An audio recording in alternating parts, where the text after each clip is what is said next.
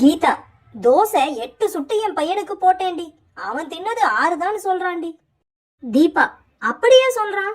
கீதா, அவனுக்கு சுட்டு போட்டாலும் கணக்கு வராதுங்கிறதா அப்படி சொல்றான் போல.